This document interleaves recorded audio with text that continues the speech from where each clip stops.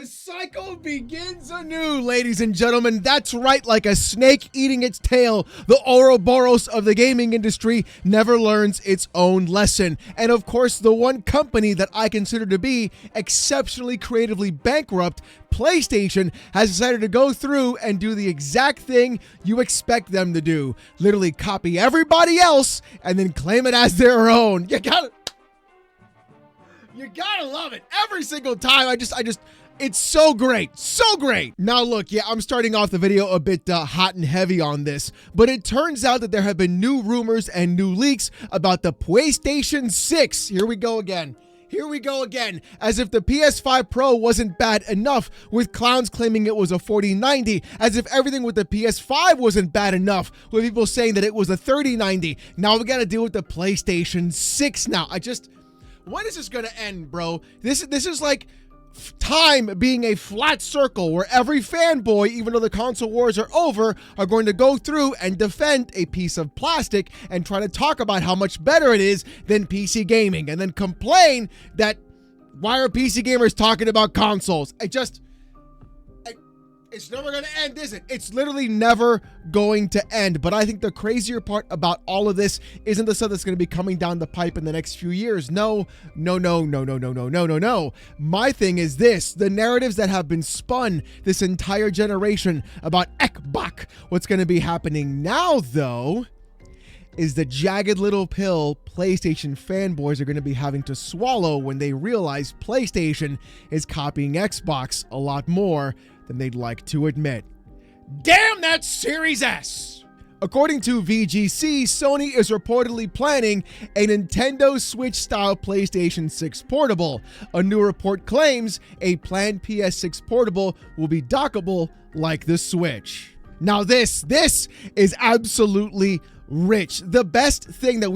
The only thing we've been hearing this entire generation about Xbox was that damn Series S holding back the video games. If it wasn't for the Series S, you would have great games and exclusives on that platform and console. Not even understanding how PC gaming works in the slightest whatsoever, or the fact that even right now, GTX 1650s are still being supported, and even 10 series cards are still being supported. The 1080 Ti is still holding strong, baby. But again, these clowns have no idea what is even happening. And the funnier part about all of that is the fact that if you want to use that argument as well, the PS4 has been holding back the PS5 the entire generation so far, as practically so many games are cross-generation. When you start putting logic to things, it always falls apart. But I think the better part about all of this is the fact that right now, apparently, PlayStation is working on a Switch-like device. It's almost as if everybody's copying everybody else and no one has any more good ideas. And all they're trying to do is just increase the actual market that they're a part of. But there's more to the story than meets the eye, because it's gonna get good. The article continues by saying, that's according to Moore's Law is Dead, a YouTube channel that has previously leaked accurate technical info on PlayStation consoles before their announcement. In a new video, Moore's Law is Dead shares specific technical specifications for the PlayStation 6 handheld, which will reportedly release alongside a traditional, more powerful PS6 home console, which it says is based on, quote, up-to-date documentation from graphics partner AMD. Notably, Moore's Law says it's seen, quote, multiple documents that directly call out that the planned PlayStation 6 portable can be docked like a Nintendo Switch, and claims that it will be capable of playing games natively at power exceeding that of the PlayStation 5 when docked. Now look, Moore's Law is Dead has been right about some things before in the past, talking about the PS5 Pro and etc. However, though, I feel like he's always gone a little bit too far off the deep end, claiming that devices will perform far above what they're currently actually at. He in fact claimed at one point that the PS5 Pro was RDNA 4, yet for some reason Mark Cerny had to come out on stage and talk about what he considered to be flopflation, and then also discuss the kind of RDNA architecture in the actual PS5 Pro, calling it RDNA 2.x. So look, ladies and gentlemen, let's do one thing and one thing clear. This happens to spiral out of control every single time there's a new console announced. Here's how it usually turns out. Oh, this console is gonna do 15x what you can find right now. Even though they're just SoCs being developed by AMD, who are also making the same SoCs practically for Xbox as well, depending upon whatever specifications, and they also make those same GPUs. It's one company making everything. It's nothing special like we had in the past, okay? And then what happens is it always performs below what is actually out right now for PC gaming. So take everything with a grain of salt. Don't let anything get past you, and don't fall for any traps, because clearly there's going to be a lot of people trying to overhype these consoles in next generation, because even right now, this current gen is not looking too good. But the article, in fact, continues saying this: the PlayStation 6 Portable will reportedly feature an AMD APU featuring 4 Zen 6C cores and 2 further cores dedicated entirely to system tasks. In addition, PS6 is said to feature 16 times RDNA 5 CUs, GPU clocked at 1.2 GHz in handheld mode and 1.65 GHz at docked. Moore's Law is that speculates based on the specification costs that the PS6 handheld could retail around $500 and release in late 2027. All right, let's talk about the price point, because that is going to be the most contentious thing possible. Right now, you've got Asus and Xbox possibly putting out their ROG Ally at $549 and the ROG Ally X at potentially $900, which is an insane price to pay. Even then, the $549 ROG Ally still costs too much and uses practically the exact same Van Gogh chip that the Steam Deck uses, which is around, I would say, like a PS4. I wouldn't classify it anywhere else. Anything else above that is going to be exponentially far more expensive, unless these companies are taking a massive loss on their hardware, which, after we've seen recently due to price hikes, I really don't see that happening. The way these manufacturers and console makers are talking about things right now, they don't want to take a loss on any hardware whatsoever. And if you're talking about being exponentially more powerful, like Moore's Law is Dead says in his own video, above the actual Asus ROG Ally X and even the ROG Ally, then you're going to be seeing a couple of things happen as well. One, either the actual device will not perform to the specifications that Moore's Law is Dead is saying, or the performance that he's saying, unless it's actually docked or has an iGPU attached to it in the dock itself. Or two, they're going to charge you an arm and a leg for that device. I feel like there are so many times that we've had consoles come out that are priced just way too high, or they get a price increase overall. On top of that, the PS6, that could also be an entire nightmare as well, with the PS5 Pro costing $750 after the recent price hike on top of that. I'm not seeing this next generation of consoles being something that is going to be easily affordable for a lot of people. My guess about the entire thing is going to be this. Again, this is a guess and not based on any factual information whatsoever, just what's inside this little himbo's heart right here. The actual PS6S, or the PS6 handheld, I want to call it the PS6S just for a little funsies, you know what I'm saying? My best case scenario of what I would like to see would be something like $399.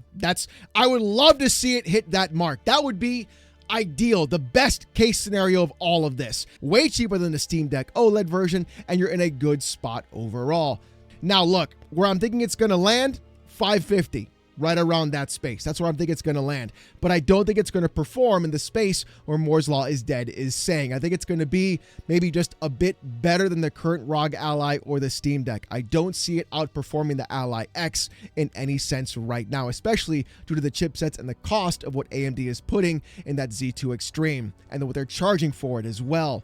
What I can also see now, especially though, for the actual PS6 console, is best case $599. That would be the best case now in today's current modern age of hardware.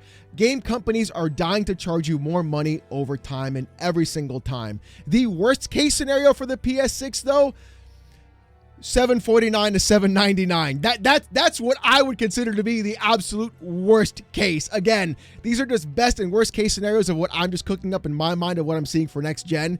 But honestly, what we've been seeing overall with price increases, price hikes mid-gen, and not taking any loss on hardware, this could backfire immensely if pricing is not done correctly, which also leads me to believe why Xbox has not officially announced the prices of the actual Ally and Ally X.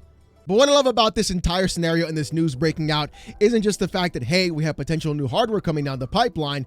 It's basically just the fanboys and their entire narratives being completely just eroded right in front of them as they realize PlayStation has lost all identity, has no new ideas, and literally does the one thing that they've claimed they never do, which is copy Xbox. Oh, Oh, you'll love to see it. Jay Bari tweets this out. Hey, let's copy what Xbox did this generation with PS6 and have multiple SKUs. Shake my head. Oh, isn't that wonderful to see? All the narratives these fanboys have clung on to, like holding sand in the rain, just falling apart right in front of them, is the funniest thing to see. Ah, yes, PlayStation would never copy Xbox. They would never go full third party. Here we go, Helldivers 2 on the Xbox console. Here we go, putting games on PC, getting closer to day and date. And now, here we go, having multiple SKUs of a next generation system where a handheld is gonna hold back the next generation console. It is so entirely funny watching all this stuff that these dudes have clung on to the entire past 5-10 years, everything going over it consistently and just having everything just erode away right in front of them. It's almost like the entire time they've been lying to themselves about this entire thing. And look, let's talk about this whole like bullshit thing in the room, right? The Series S holding back the Series X.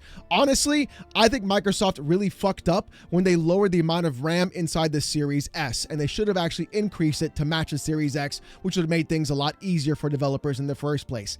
However, there has been a lot of developers, and I'm going to say a lot of developers, who are incredibly lazy. And what they do is they don't want to take the extra work to optimize their system for a lower end piece of hardware, which is why you also see right now PC requirements being astronomically high for a minimal amount of gain visually or even terrible frame rate, while these developers use FSR or DLSS and upscaling like a crutch because they don't have the either time or even the actual knowledge of how to optimize your games properly. That is an entirely different conversation that we can have for another day. But the thing is this, the developers actually did the right thing and used engines besides Unreal Engine 5, there wouldn't be a problem, as we've seen so many things run so great on the Steam Deck itself being incredibly weaker, and we've seen so many other things happen where good optimization trumps everything else and out of the ballpark. But of course, the copium continues as Nib95 decided to make a massively long tweet. Look,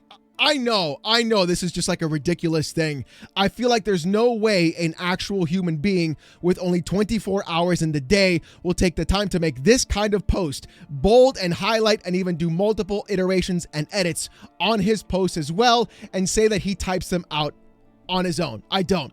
This looks like actual ChatGPT going through and writing it for him. Even if you read some of the statements and sentences, it reads as if ChatGPT wrote it for him. Now, the thing is, though, at the very end of this tweet, it gets really good because you can clearly see the moment that he actually stops using ChatGPT and starts typing things out himself, because even the verbiage changes as well. And here he talks about the new PS6, not the handheld, but the base console.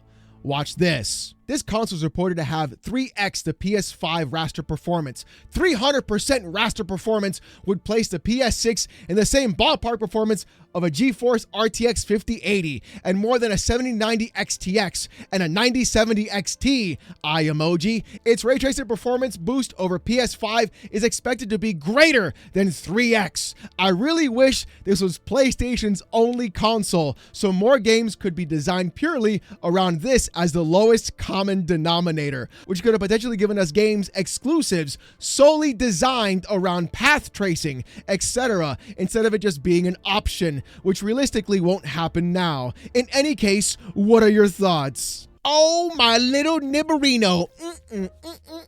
Do we have to do this cycle over and over again? I don't know why you always do this. If you're so excited about actual performance, do the one thing you know you need to do and just get yourself a PC. I don't know why you sit here and try to compare a console APU and then talk about how great it's going to be compared to actual PC parts and then claim you're going to be paying less money for it overall, which all you console fanboys tend to do. What you should do instead is, if you care about my graphics, if you care about my pathway tracing, if you care about being on the bleeding edge of technology, then you don't buy a console. You simply get yourself a PC. But you know what?